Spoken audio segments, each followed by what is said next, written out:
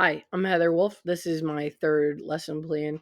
So I'm going to do the factoring part in algebra when we do trinomials, or basically when we introduce factoring to begin with. This is going to be the beginning of it. At the beginning, my welcome work question is, in your own words, explain the distributed property. So at the beginning of the year when I do distribution, right? Distributed property comes before the factoring. What I explain is how Oreos get to my house and they come from the store, but the store gets them from a distribution plant, and distribution is sharing, right?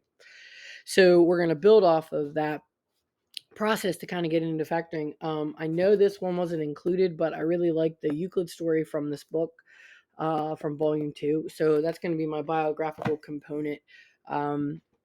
So after that, some of our activities within here are going to be obviously distributed property, the breakdown, right, and what that looks like in the discussion. And then I really liked Euclid's algorithm from this historical content book. This was actually these activities were really good within here. So I've never seen anybody do what I would call like the greatest common factor this way. So I learned on like a charting system, like how they make them in a table and you find the greatest common factor and the least common multiple at the same time.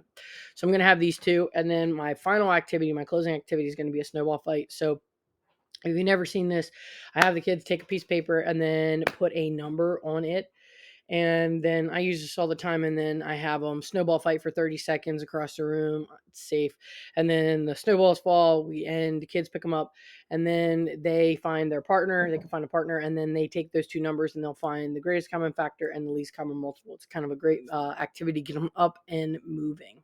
So overall, this is my kind of introduction to factoring.